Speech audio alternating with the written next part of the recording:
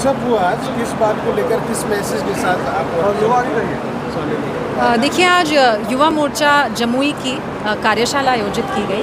आपको हमें पता है कि चुनाव आने वाले हैं और चुनाव की दृष्टि से युवा मोर्चा की भूमिका जो है, क्योंकि फ्रंटल ऑर्गेनाइजेशन है पार्टी का, बहुत महत्वपूर्ण होती है। तो भारतीय जनता पार्टी का, एनडीए का जो विज़न है बिहार के युवा के, उसको घर घर तक पहुंचाने का काम, युवाओं को पार्टी से जोड़ने का काम, चाहे वो सड़क पर हो या सोशल मीडिया पर, इस संदेश को युवाओं तक ले जाने का काम ये युवा जो हमारी सेना है, युवा मोर्चा है, वो करने वाली है। तो उसी के निमित्त आज ये कार्यशाला आयोजित की गई, जिसमें अलग अलग सत्र थे।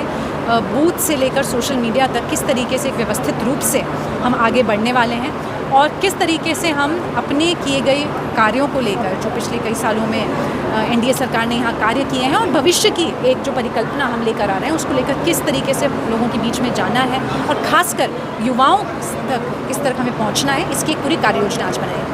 क्या लग रहा है कि बिहार चुनाव में क्या होने जा रहा है? चुनाव की बिल्कुल थोड़ी ही दिन के बाद फूंक दी जाएगी, क्या लग रहा है आपको? राहुल गांधी यात्रा की है बिहार में। देखिए, आज मैं उत्तराखंड से यहाँ आई जमुई में और फ़्लाइट डिले हो गई।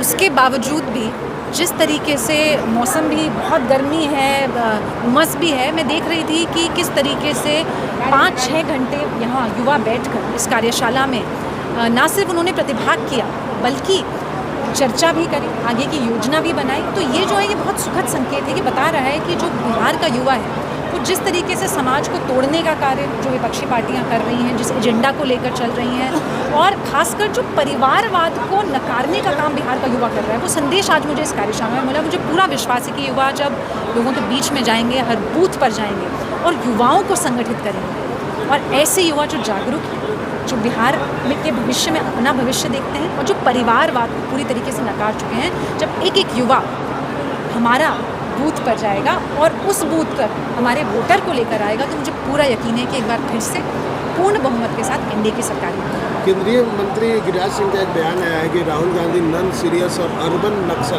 नक्सली है, इस पर क्या रिएक्शन होगा? देखिए, गिरिराज जी हमारे नेता हैं और वो जो भी बोलते हैं ठीक ही बोलते हैं, और मुझे नहीं लगता कि इस बात से कोई असहमत हो सकता है कि वो नॉन सीरियस नेता हैं। जब भी चुनाव आते हैं वो विदेश में पाए जाते हैं।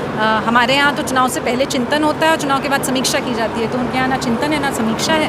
और बाकी देश को तोड़ने का जो भी काम करे, किसी भी तरीके से विभाजित करने का काम करे, वो अर्बन नक्सली कहलाता है। आज एक ऐसा हुआ कि राघोपुर के विधायक हैं तेजस्वी यादव, जो महागठबंधन को लीड कर रहे हैं, अभी खुद ही अपने आप को सीएम का उम्मीदवार घोषित किया है।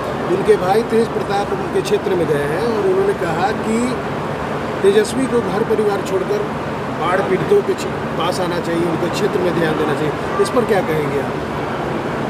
देखिए, ये पारिवारिक पार्टियां हैं, प्राइवेट लिमिटेड पार्टियां हैं, और इनके परिवारों में आपस में ही समझ नहीं आता कि कौन नेता आगे है, कौन पीछे है। इनकी आपसी लड़ाई चलती रहती है। लेकिन हाँ, आज आप देखेंगे कि भारतीय जनता पार्टी के कार्यकर्ता जिस भी जगह आपदा की स्थिति रहती है, हमारे यहाँ तो मंत्र है सेवा ही संगठन, कि आप सेवा कीजिए, वोट अपने आप मिलेगा, वोट की चिंता मत कीजिए।